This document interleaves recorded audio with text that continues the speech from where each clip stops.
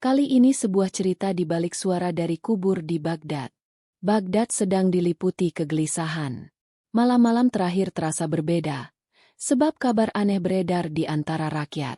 Beberapa warga desa bersumpah mendengar suara-suara dari kuburan tua di pinggir kota.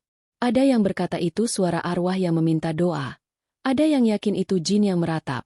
Bahkan ada pula yang percaya bahwa kiamat sudah dekat.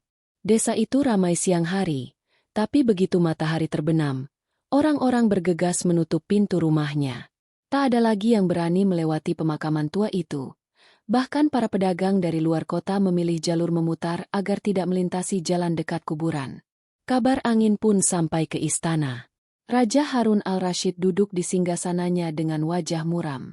Para wazir dan penasehat berbisik-bisik. Namun tak satu pun berani memastikan apa yang sebenarnya terjadi. Raja menatap sekeliling balairung, lalu bersuara lantang. Siapa yang berani menyelidiki rahasia kubur itu? Rakyatku ketakutan. Baghdad menjadi bahan tertawaan negeri seberang. Aku butuh jawaban. Hening menyelimuti ruangan. Tak seorang pun dari pejabat kerajaan berani maju. Saat itulah nama yang paling sering membuat istana terkejut pun disebut. Abu Nawas. Seorang pengawal segera dipanggil untuk menjemputnya. Tak lama kemudian, Abu Nawas memasuki balairung dengan langkah santai. Jubahnya lusuh, sorbannya miring, namun wajahnya penuh percaya diri. Ia memberi salam, lalu berdiri tegak di hadapan raja. Abu Nawas, kata raja, kau tentu sudah mendengar kabar itu. Kuburan tua mengeluarkan suara aneh. Rakyat resah, dan negeri ini butuh kepastian. Aku tugaskan engkau untuk menyelidikinya. Abu Nawas mengusap janggutnya, lalu menjawab dengan nada serius. Ampun, Paduka.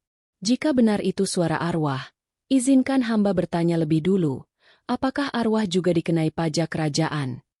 Para wazir terperangah, beberapa pengawal menunduk menahan tawa, dan raja sendiri sempat memukul tongkat emasnya ke lantai. Jangan main-main, Abu Nawas. Aku ingin engkau benar-benar menyelidiki malam ini juga. Bila engkau berhasil menemukan kebenarannya, hadiah emas akan menantimu. Tapi bila engkau gagal, raja menatapnya tajam, penjara istana akan menjadi rumahmu. Abu Nawas menunduk, pura-pura gemetar, lalu tersenyum kecil. Kalau begitu, baiklah, hamba akan pergi malam ini juga. Semoga saja, bila hamba benar-benar berbicara dengan arwah, jangan sampai mereka mengadukan soal pajak. Suasana balairung pecah oleh tawa kecil. Meski raja tetap berusaha menjaga wibawa. Abu Nawas memberi salam, lalu keluar dari istana dengan langkah ringan. Dalam hati ia bergumam. Jadi inilah permainan baru. Baiklah, mari kita lihat, apakah arwah benar-benar bisa berbicara, atau ada akal manusia di balik semua ini. Selepas meninggalkan istana, Abu Nawas berjalan sambil tersenyum. Udara Baghdad malam itu hangat, langit berhiaskan bintang, tapi pikirannya penuh rencana. Ia tahu Raja Harun al-Rashid tidak main-main dengan ancaman penjara, namun justru itulah yang membuat hatinya semakin bersemangat. Abu Nawas tidak pernah takut pada ancaman. Baginya ancaman hanyalah bumbu untuk membuat tipu daya lebih lezat. Ketika fajar menyingsing, kabar bahwa Abu Nawas akan menyelidiki kubur tua itu menyebar ke seluruh kota. Orang-orang berkerumun di pasar, berbincang dengan wajah cemas sekaligus penasaran. Apakah benar Abu Nawas akan pergi malam ini? Tanya seorang pedagang kurma. Kalau dia saja gagal, artinya suara itu memang dari alam gaib, sahut yang lain. Sementara rakyat sibuk bergosip, raja memanggil Abu Nawas sekali lagi ke istana. Balairung kali ini lebih ramai. Wazir, pejabat, bahkan ulama diundang untuk menyaksikan.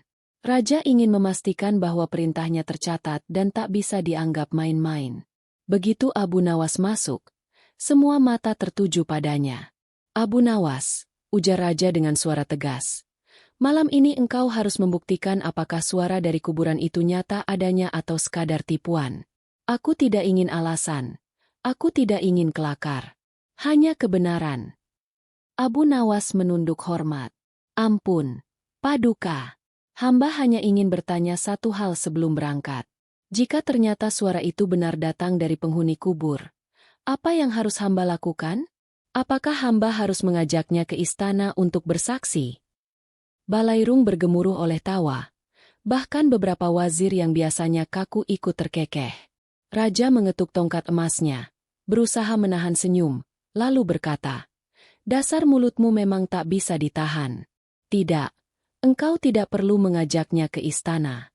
Cukup katakan padaku siapa sebenarnya yang bersuara." Abu Nawas mengangguk dalam-dalam. "Baiklah, Paduka. Malam ini hamba akan datang ke kubur tua itu. Hamba akan mencari jawabannya, meski harus berbicara dengan jin, arwah, atau bahkan dengan perut orang lapar yang pura-pura jadi setan." Raja mengerutkan kening, merasa Abu Nawas sedang menyindir sesuatu, tapi ia membiarkan saja. Dengan penuh wibawa ia berkata, "Ingat, Abu Nawas, bila engkau berhasil, aku akan memberimu hadiah emas dan seekor kuda pilihan. Namun bila engkau gagal, maka penjara akan menjadi saksi bisu atas keangkuhanmu." Abu Nawas tersenyum tenang, lalu membungkuk memberi hormat. "Paduka, hamba tidak angkuh. Hamba hanya tahu bahwa kuburan lebih nyaman bila dijadikan tempat tidur siang ketimbang tempat berkumpul di malam hari." Ia lalu berpaling meninggalkan Balairung, meninggalkan bisik-bisik heran dari para pejabat. Sepanjang perjalanan pulang, Abu Nawas tak berhenti memikirkan cara untuk membongkar rahasia kubur itu. Ia tahu bukan perkara mudah menghadapi rasa takut rakyat dan rasa ingin tahu raja. Tapi ia juga tahu, selama otaknya masih bekerja, tidak ada misteri yang tak bisa dijadikan bahan kelakar. Dan malam nanti, kubur tua itu akan menjadi panggungnya. Malam itu bulan menggantung pucat di langit Baghdad. Jalanan mulai sepi. Hanya suara langkah Abu Nawas yang terdengar teratur di jalan berbatu. Sesekali anjing menggonggong dari kejauhan, menambah sunyi yang mencekam. Abu Nawas melangkah santai, sorbannya melorot sedikit. Wajahnya tidak menunjukkan rasa takut. Padahal hampir seluruh rakyat menganggap pergi ke pemakaman malam-malam sama saja dengan mengundang malapetaka. Semakin dekat, udara menjadi dingin, dan pepohonan tua yang menaungi pemakaman bergoyang diterpa angin. Batu-batu nisan tampak miring, sebagian retak dimakan waktu. Abu Nawas berhenti sejenak, mengelus janggutnya sambil berkata pelan, "Kalau kalian memang bisa berbicara, jangan-jangan kalian mengeluh juga soal harga bawang yang makin naik." Bibirnya melengkung nakal, namun telinganya waspada. Ia berjalan lebih dalam, lalu tiba-tiba terdengar suara lirih. Suara itu seperti rintihan bercampur bisikan, terputus-putus namun jelas, seolah keluar dari perut bumi. Abu Nawas memasang wajah serius, meski dalam hatinya ia sudah menduga. Ia mendekat, lalu menempelkan telinganya ke tanah di samping nisan tua. Suara itu makin jelas, terdengar seperti keluhan orang yang menahan lapar. Abu Nawas tersenyum tipis, lalu mengutak-atik tanah dengan tangannya. Tak lama, ia menemukan lubang kecil yang ditutupi semak.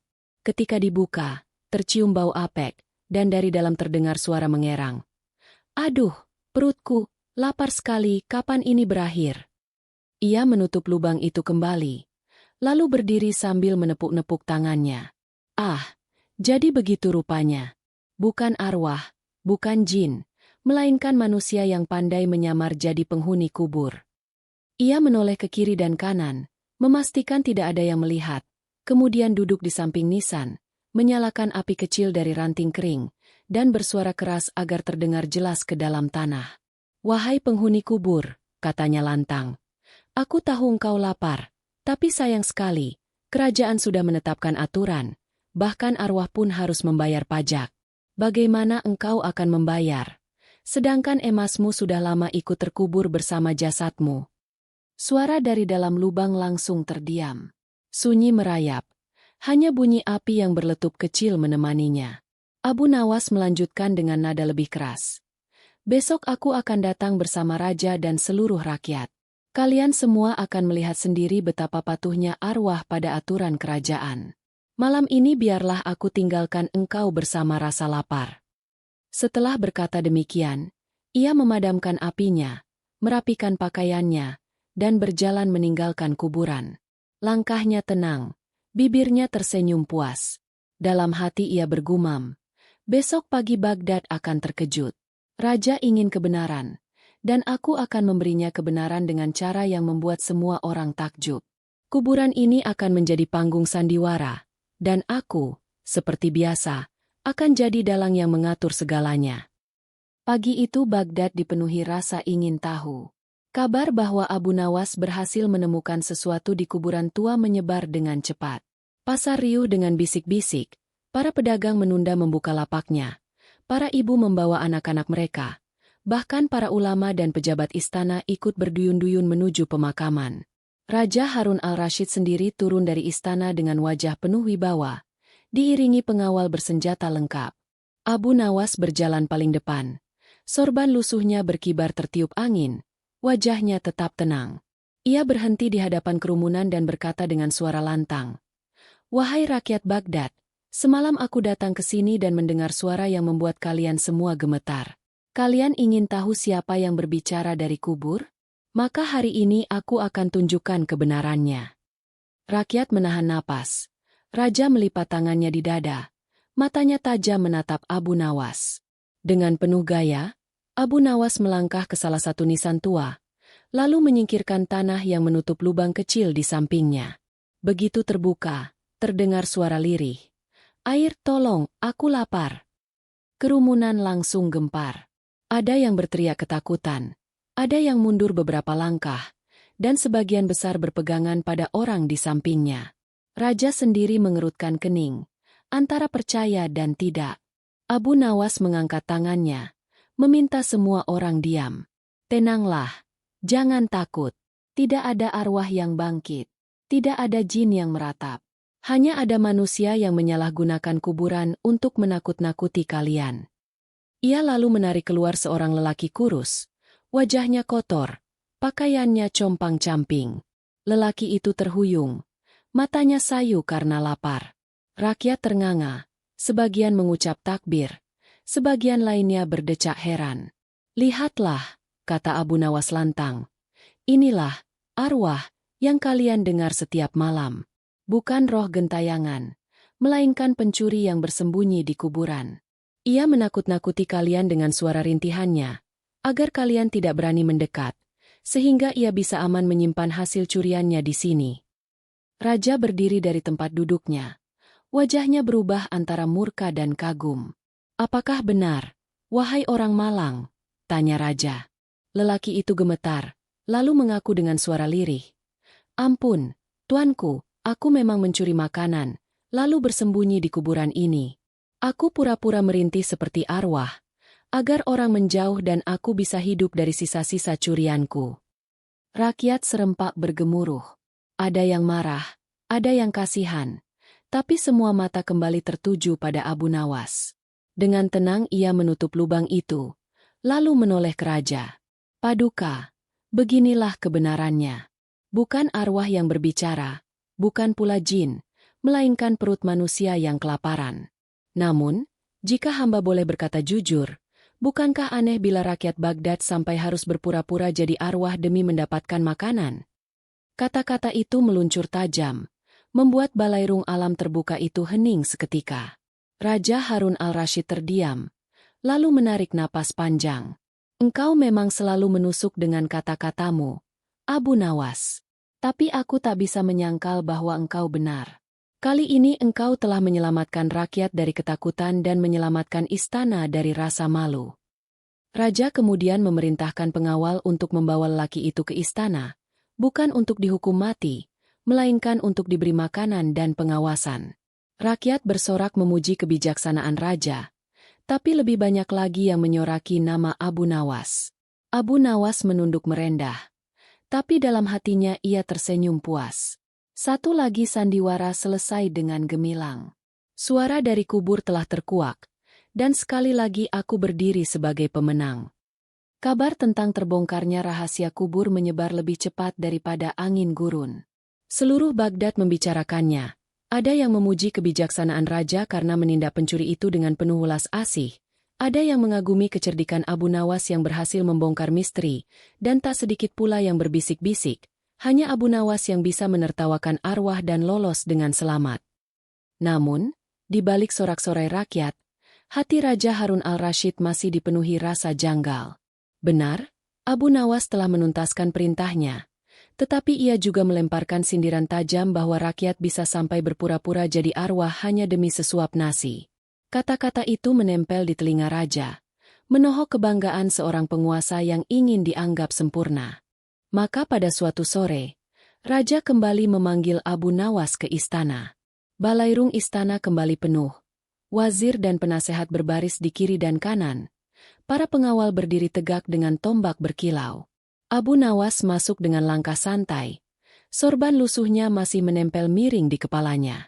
Raja memandangnya tajam, lalu berkata lantang, "Abu Nawas, engkau telah berhasil membongkar rahasia suara dari kubur. Dan untuk itu engkau layak mendapatkan hadiah. Tapi ingat, lidahmu yang tajam telah membuatku berpikir, apakah engkau sekadar pandai menipu keadaan, atau benar-benar bijak?" Abu Nawas tersenyum kecil, menunduk hormat, lalu menjawab, "Ampun Paduka, jika hamba hanya pandai menipu, tentu hamba sudah jadi wazir. Tapi karena hamba suka berkata jujur, maka hamba tetap menjadi rakyat jelata." Kerumunan langsung meledak dengan tawa. Sebagian wazir menutup mulutnya menahan malu, dan Raja mengetuk tongkat emasnya 2 kali, separuh menahan senyum, separuh menahan amarah. "Mulutmu memang selalu membawa masalah, Abu Nawas. Maka aku akan mengujimu sekali lagi. Bila engkau berhasil, hadiah emas dan seekor kuda akan menjadi milikmu. Tapi bila engkau gagal, maka penjara yang dingin akan menyambutmu." Abu Nawas berpura-pura gemetar, lalu berkata, "Ampun, Paduka, penjara itu dingin, dindingnya tebal, tikusnya banyak. Kalau boleh memilih, hamba lebih senang hadiah emas dan kuda. Maka, apakah ujian yang Paduka siapkan?" Raja melirik wazirnya, lalu tersenyum licik. "Dengarkan baik-baik. Malam ini engkau harus datang ke istana dengan membawa hadiah paling berharga bagi seorang raja. Hadiah itu tidak boleh dibeli, tidak boleh dicuri, dan tidak boleh diminta dari orang lain. Bila engkau bisa memberikannya, engkau menang. Bila tidak, engkau akan merasakan besi jeruji." Seisi balairung bergemuruh. Wazir-wazir saling berbisik. Hadiah paling berharga? Apa yang bisa lebih berharga daripada emas, permata, atau kuda perang? Sebagian dari mereka yakin Abu Nawas kali ini akan celaka. Abu Nawas mengelus janggutnya, wajahnya serius sejenak, lalu menjawab dengan nada datar, "Ampun, Paduka, hamba akan datang malam ini juga, membawa hadiah yang tak ternilai harganya. Tapi jangan salahkan hamba kalau hadiah itu justru membuat Paduka terkejut." Raja mengangguk penuh wibawa, meski dalam hatinya penasaran. "Baiklah, Abu Nawas, kita lihat apa yang bisa kau lakukan." Malam itu Baghdad gelap, hanya diterangi bulan sabit yang tipis. Abu Nawas tidak menuju pasar, tidak pula pergi ke rumah-rumah orang kaya. Ia berjalan pelan menuju sungai Tigris, duduk di tepiannya, dan memandangi air yang mengalir tenang. Dari dalam dadanya muncul tawa kecil.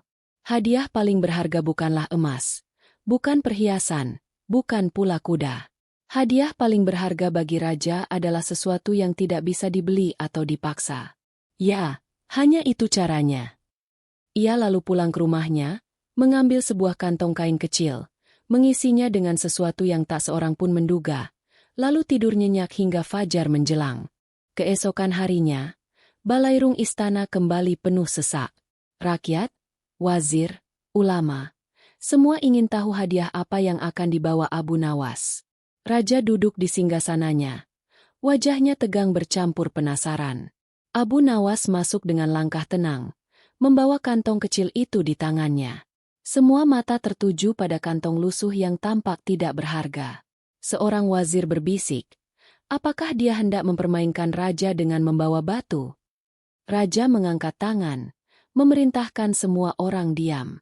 "Nah, Abu Nawas, tunjukkan hadiah paling berharga yang kau maksud. Ingat, nasibmu ditentukan oleh apa yang ada di tanganmu itu." Abu Nawas maju, meletakkan kantong itu di hadapan raja, lalu berkata, "Ampun, Paduka, inilah hadiah yang hamba bawa. Bukalah sendiri, dan Paduka akan tahu betapa berharganya benda ini." Raja membuka kantong itu dengan hati-hati. Dari dalamnya ia mengeluarkan secari kertas lusuh. Raja mengerutkan kening, lalu membacanya. Kertas itu berisi tulisan tangan sederhana. Doa dan kepercayaan rakyat adalah hadiah paling berharga bagi seorang raja. Tanpa doa, kekuasaan runtuh. Tanpa kepercayaan, singgasana hanya kursi kosong. Dan doa itu tidak bisa dibeli, tidak bisa dipaksa, hanya bisa lahir dari hati yang tulus. Balairung mendadak hening.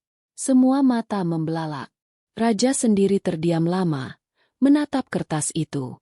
Matanya berkilat, antara terharu dan tertegun. Abu Nawas menunduk, lalu berkata dengan suara tenang, "Paduka, hamba tidak membawa emas, tidak membawa permata, tidak membawa kuda perang. Sebab semua itu sudah Paduka miliki. Tapi yang tidak bisa Paduka miliki tanpa usaha adalah kepercayaan rakyat. Inilah hadiah paling berharga, Paduka. Doa dan cinta dari hati rakyatmu." Rakyat yang hadir serempak bersorak, memuji kebijaksanaan Abu Nawas. Wazir-wazir hanya bisa terdiam. Tak ada satupun dari mereka yang terpikir menghadiahkan sesuatu seperti itu. Raja akhirnya tersenyum, meletakkan kertas itu di dadanya, lalu berkata, "Abu Nawas, mulutmu memang tajam, tapi hatimu lebih tajam lagi. Engkau telah memberiku hadiah yang tak ternilai. Engkau menang. Emas dan kuda akan menjadi milikmu, dan kau terbebas dari hukuman." Sorak-sorai memenuhi Balairung. Abu Nawas menunduk merendah. Namun dalam hatinya ia tersenyum nakal. Sekali lagi, kebenaran yang sederhana lebih kuat daripada permata yang berkilau. Dan sekali lagi, aku lolos dari jeruji besi. Istana Baghdad kembali bersinar pada malam itu. Lampu-lampu minyak menggantung di setiap pilar.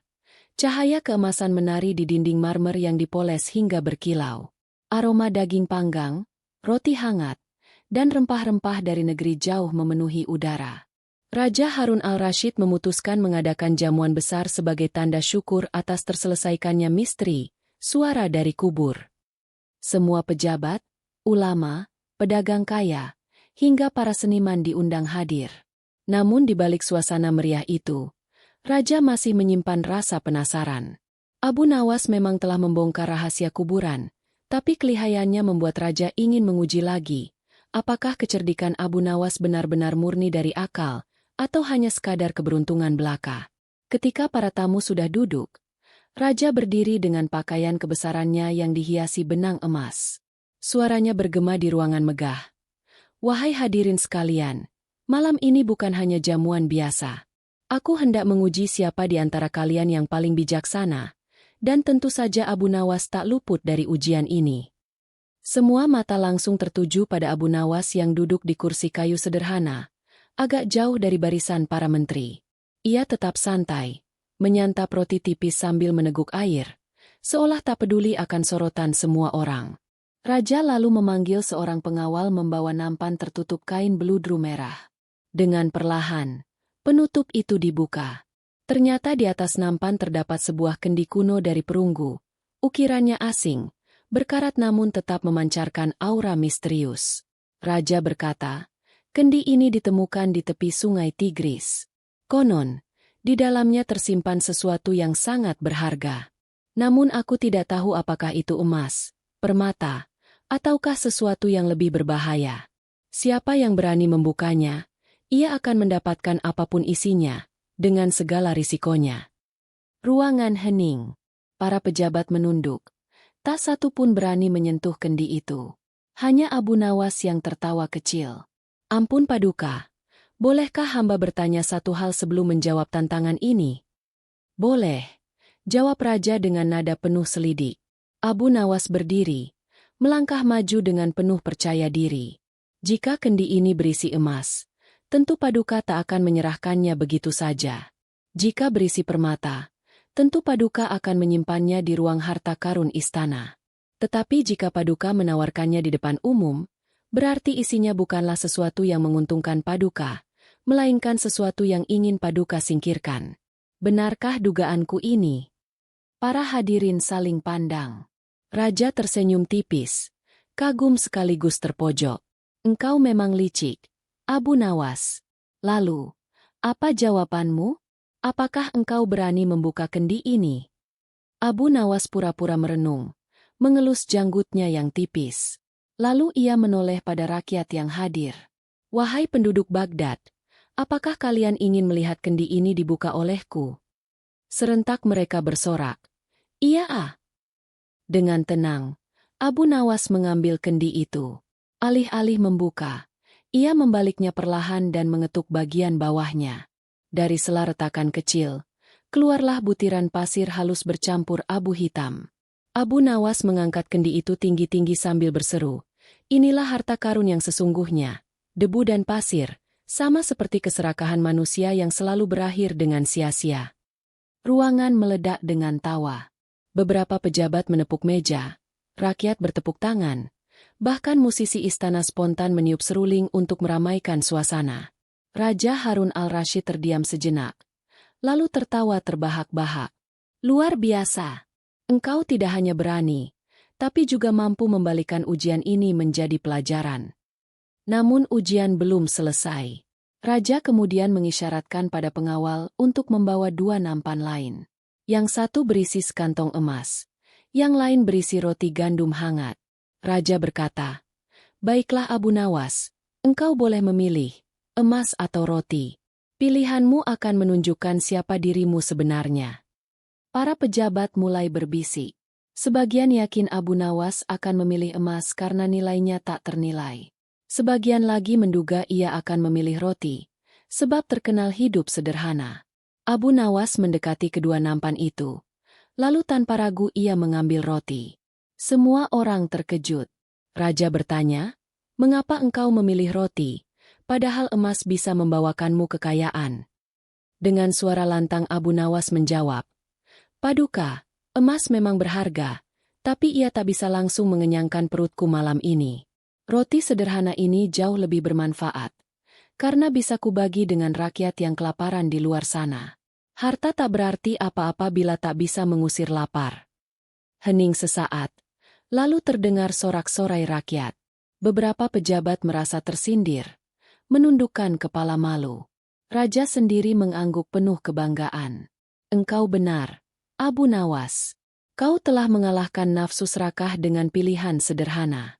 Engkau tidak hanya cerdas, tapi juga berhati mulia." Malam itu, jamuan berubah menjadi pesta rakyat. Abu Nawas membagi-bagikan roti kepada para pelayan istana, bahkan menyelipkan sebagian untuk anak-anak kecil yang menunggu di luar gerbang. Sementara itu, Raja memutuskan menambahkan sekantong emas ke rumah Abu Nawas, bukan sebagai hadiah atas pilihannya, tetapi sebagai penghargaan atas kebijaksanaannya. Dan di tengah tawa serta sorak-sorai, Abu Nawas kembali tersenyum dalam hati. "Sekali lagi aku lolos dari ujian, bukan dengan tipu daya semata, melainkan dengan menunjukkan bahwa akal hanya berarti bila digunakan untuk menolong sesama." Bottom of form. Beberapa minggu setelah peristiwa Jamuan Agung, Baghdad kembali hidup dalam keseharian yang ramai. Pasar dipenuhi pedagang rempah, kain sutra, dan kuda-kuda gagah. Namun, di balik riuhan itu, masih ada bisik-bisik yang beredar. Benarkah suara dari kubur sudah benar-benar hilang? Ataukah hanya sementara, sebelum ia kembali menghantui? Rakyat masih menyimpan trauma. Setiap lewat di dekat kuburan tua, mereka berjalan lebih cepat, enggan menoleh ke kiri atau kanan. Anak-anak masih dilarang bermain di dekatnya, dan para ibu menyalakan pelita tambahan tiap malam, seakan-akan cahaya bisa mengusir roh. Raja Harun al-Rashid, yang semula merasa lega, kembali resah mendengar laporan bahwa beberapa rakyat masih ketakutan. Ia memanggil Abu Nawas ke istana. Dengan nada serius Raja berkata, "Abu Nawas, engkau sudah membongkar rahasia suara itu, bahkan telah mengajarkan pelajaran berharga. Namun mengapa rakyatku masih takut? Apa yang kurang dari penyelesaianmu?" Abu Nawas menunduk hormat, lalu menjawab dengan tenang, "Paduka, ketakutan bukan hanya soal kebenaran, tapi juga soal keyakinan. Selama keyakinan mereka belum diubah, bayangan arwah akan tetap hidup di kepala mereka, meski kebenarannya sudah terbongkar. Raja mengerutkan dahi. Lalu apa yang akan kau lakukan? Dengan senyum licik khasnya, Abu Nawas berkata, izinkan hamba mengadakan sebuah pertunjukan di kuburan itu, di hadapan rakyat dan paduka sendiri. Biarlah mereka melihat dengan mata kepala sendiri bahwa segala ketakutan hanyalah permainan akal. Raja mengangguk setuju. Maka keesokan harinya, seluruh rakyat Baghdad diundang ke kuburan tua. Lapangan itu penuh sesak. Orang-orang berdiri di atas batu nisan, sebagian memanjat pohon kurma agar bisa melihat lebih jelas. Matahari sore menyoroti wajah-wajah penuh rasa ingin tahu. Di tengah keramaian itu, Abu Nawas naik ke atas sebuah nisan besar, membawa sehelai kain putih panjang. Ia mengangkat tangannya dan berseru, "Wahai rakyat Baghdad, malam ini akan kalian saksikan sendiri bagaimana roh kubur bisa muncul, dan bagaimana ia bisa kusir untuk selamanya." Kerumunan terdiam, sebagian menelan ludah, sebagian lagi berpegangan pada orang terdekatnya. Abu Nawas lalu masuk ke liang yang sama tempat pencuri kurus pernah bersembunyi. Ia menyalakan sebuah obor, lalu meletakkan kendi kosong di dalamnya. Dengan suara serak, ia menirukan suara arwah. "Air, aku lapar." Rakyat berteriak kaget. Sebagian mundur beberapa langkah. Namun tak lama kemudian Abu Nawas keluar sambil tertawa, menunjukkan kendi kosong itu. "Inilah roh yang kalian dengar. Tidak lebih dari gema suara di dalam kendi." Ia mengulangi lagi, kali ini dengan memasukkan obor dan berbicara ke dalam kendi. Suara itu terdengar jauh lebih menyeramkan, bergema seperti suara arwah. Lalu ia mengangkat kendi itu tinggi-tinggi dan menghancurkannya ke tanah. Suara dentuman keras membuat rakyat terlonjak. "Lihatlah," seru Abu Nawas. "Arwah telah hancur bersama kendinya. Tidak ada lagi yang perlu kalian takuti." Rakyat terdiam sesaat, lalu serentak tertawa dan bersorak. Ketakutan yang selama ini menghantui mereka perlahan sirna. Para anak kecil berlari-larian di antara batu nisan, para ibu tersenyum lega, dan para pria mulai menyalakan pelita dengan rasa percaya diri. Raja Harun al-Rashid tersenyum puas dari singgasananya yang didirikan sementara di pemakaman itu.